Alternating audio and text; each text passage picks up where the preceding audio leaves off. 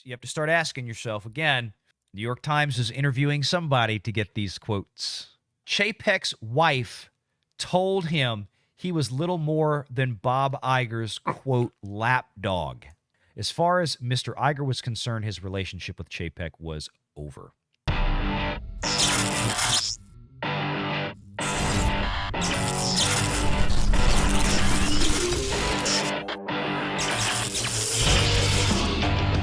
Renegade Online. It's a ballsy move, unless he knew so. 2 months earlier, when Chapek and Iger had appeared together on CNBC, Iger brushed aside a question about the potential for confusion over who was in charge. Bob is going to be running the company, talking about Chapek. Chapek is going to be running the company, Iger said in the interview. But now it seemed to Mr. Chapek that Iger was acting as though nothing had changed and Iger was still chief executive in all but name. Chapek's wife told him he was little more than Bob Iger's, quote, lapdog. Well, that's how you demasculate a man at the top of the food chain. And let me tell you something. You have to start asking yourself again. New York Times is interviewing somebody to get these quotes. Is the NDA over for Chapek? Is that what we're saying? Has the NDA ended? No, it has not. I kind of no. Just wait till that's over. That's why it's still anonymous. That's why all of this is anonymous. And again, like I said, I think there's stuff in here. Clearly, there's stuff in here from people who were very familiar with Chapek.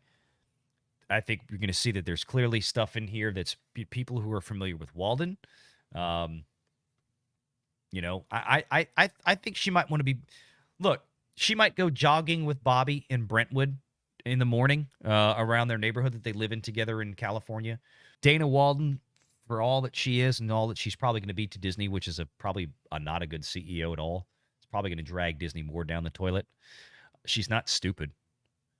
She probably knows darn well that she needs to put up some defensive mechanisms now. And articles like this kind of help her, because if she gets to be CEO, she's going to want the media immediately on her side to make sure that we don't need, like I'm the first woman CEO of the Walt Disney Company.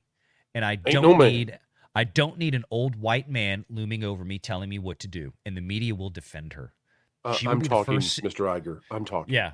The media will back her up. I think they won't have a choice. Because anybody else, they'd be backing up Iger. And I think maybe that's part of what's going on here. I just feel like this is all too convenient. He's killing me. However, a marginalized Bob Chapek felt the two maintained at least a facade of cooperations. Because of COVID, nobody went into the office. But Chapek spoke to Iger weekly by phone and sometimes went to see him at his home in Brentwood, where Dana Walden also lived, where Kamala Harris was also living at one point. So it's almost as if these people run in the same pack. I have no idea. They took walks. They wore masks. Iger never went to see Chapek at his home in Westlake Village, a far-flung suburb.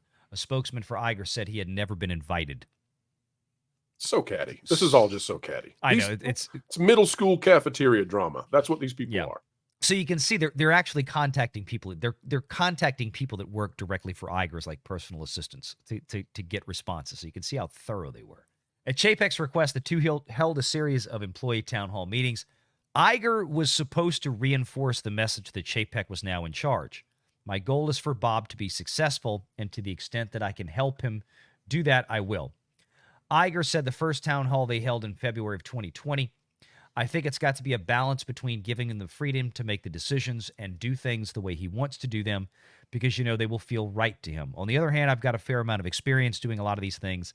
As you know, it's not quite about throwing him into a swimming pool when he's never swum, so it'll be a balance. Way to give him a boost of confidence there. I'm telling you. But nearly everything Chapek did or didn't do reinforced Iger's sense that naming Chapek as his successor had been a huge mistake. Iger expressed his frustration with friends in Hollywood. Word spread, and someone contacted the New York Times media columnist at the time, Ben Smith, to say Mr. Iger was reasserting control.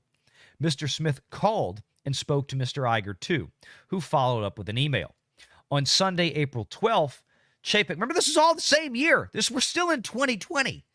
Chapek hosted a belated late afternoon party for family and friends at his home to celebrate his promotion. A friend emailed him Mr. Smith's column, which had just appeared online. Chapek stepped out of the party and read it. So at the party, somebody was throwing for about, he hasn't even been CEO for a month. A month at this. Remember, March 11th was his coming out party, right? At the Disney annual shareholder meeting. April 12th, we're talking about this. 30 days later, roughly 31 days later. And Bob Iger is already trying to reassert control. Quote, after a few weeks of letting Chapek take charge, Mr. Iger smoothly reasserted control, this New York Times columnist Mr. Smith wrote. Mr. Chapek read with mounting disbelief. Mr. Smith called Chapek, quote, the new nominal chief executive, and even speculated that the choice of Iger's successor, quote, may be open again. Bob Chapek had been there 30 days, and his friends were throwing him a party for his promotion. He was at the party, and he gets this article.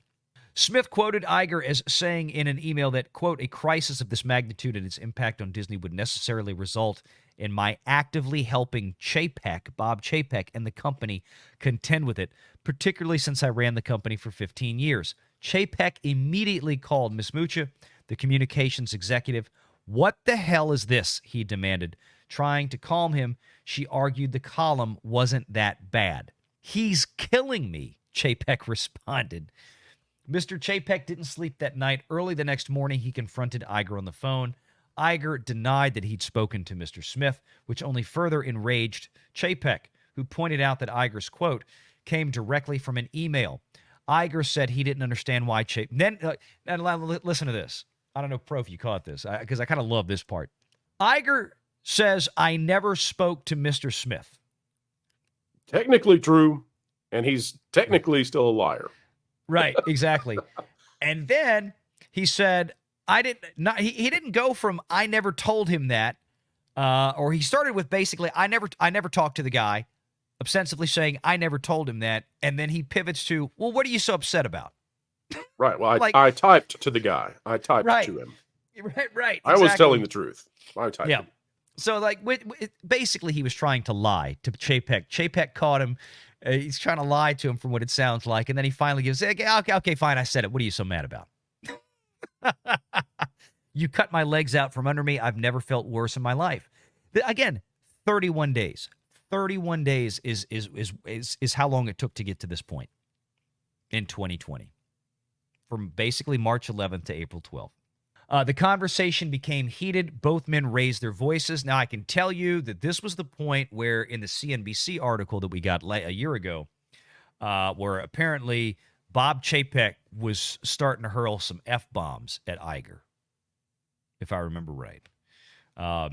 Hence, the next part of this article is saying, then Iger immediately told several people after that he'd never been treated with more disrespect by anyone in his entire life.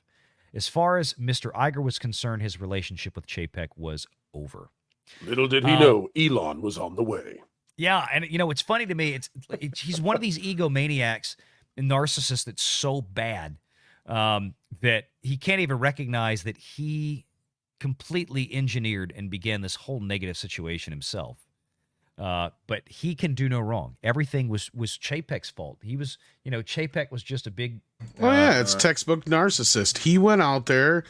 He's like, well, I didn't do it. I didn't do that. Yeah, you did. It's right here. Well, I did it, but it's not what you think. Right. I did it. Exactly. And so what if I did it? Then, it's all 3 steps right there. Yeah. And then turn around and say, well, what you did was worse. Just because you said an F word at me, that's much worse than what I did to you publicly. Right. That's his mindset. And that tells you exactly how Disney got to where we're at. Bob Iger is exactly just like every one of these little woke, pardon my French. Mm-hmm. More or less. Now you're on Bob's bad list, Tom. By the way, Valiant, I would love to stay. I'm enjoying this thoroughly, and I'll try to listen in. Go fund yourself, Bob. Starting at 6 a.m. on Monday, Disney's chief human resources officer called Disney directors to alert them to Chapek's fury following that event. She got one out of bed to take the call. An enraged Mr. Chapek got on the phone with Susan Arnold, the board's lead independent director. He hadn't wanted to call attention to something that seemed petty compared with a global pandemic, but he felt this could no longer be ignored. And quite honestly, he couldn't. we're going to have to make a decision now. Who is actually running this company? Who is making the decisions? Because it's not just about Chapek who's confused. It's about the employees. It's about the other executives. It's about the rank and file. It's about the media. It's about Bob Iger having a conversation with the governor of California without Chapek's knowledge, where Iger says, we'll go ahead and we're going to shut down Disneyland. And then Chapek finds out about it after. Wait a minute. Which one of us is CEO, the chief executive officer? And remember, Bob Iger is just one person. The board of directors didn't even make such a decision. It's not like the board of directors got together and voted lawfully under the bylaws to say, hey, we're going to go ahead and we're going to take the initiative to close down the parks, and then we're going to instruct Mr. Chapek as the executive officer, the chief executive officer, to execute our orders, to execute our plans. That didn't happen. The board didn't vote on this. This was literally just Bob Iger did it on his own. What power did Iger on his own really have at that point? Technically, supposedly, none, at least insofar as that was concerned. Chapek, who deemed other board members to be fiercely loyal to Iger, he felt he'd develop a good rapport with Susan Arnold. And they did have a pretty good rapport, at least for some time. Susan Arnold, was taken aback by the vehemence of Chapek's reaction to the column. She thought he seemed paranoid that Iger was out to destroy him. She urged him to calm down and defer to Mr. Iger, as she had advised before. The problem is that Chapek was right. He wasn't crazy. And again, we don't know how much at that time that Susan Arnold actually knew of what was going on. It may not have been that much. What will be left of my reputation, Chapek pleaded. This too shall pass, she responded. Iger would be gone in 20 months, and the CEO prize would be Mr. Chapek's alone. Again, going to show that Chapek had no power. Susan Arnold's, and I find this to be honestly quite stupid, that Susan Arnold doesn't even recognize the absurdity of her own statement here, that Bob Iger would be gone in 20 months and the CEO prize would then be Chapek's alone. He should have already been gone by this point. The CEO prize was supposed to already be Chapek's right now at this moment in time. But you can see the issue here. Chapek all but begged to be named to the board as a show of confidence in him. But Arnold conferred with several other board directors or people on the board, none of which was aware of the depth of the hostility that had developed between Iger and Chapek, but they agreed it could damage his standing. The board now felt it had no choice but to name Chapek as a director as a show of support. So there we go. Susan Arnold at first, oh, let it go. This too shall pass. Just sit there and let Bob say what, let Iger do what he wants to do, say what he wants to say. Everything will be fine. The rest of the board apparently felt like, no, maybe this isn't working out. We've got to put Bob Chapek on the board. Iger was not a big fan of this. So make sure you're subscribed to Valiant Renegade and join us every Sunday at 6 p.m. Eastern for the live show.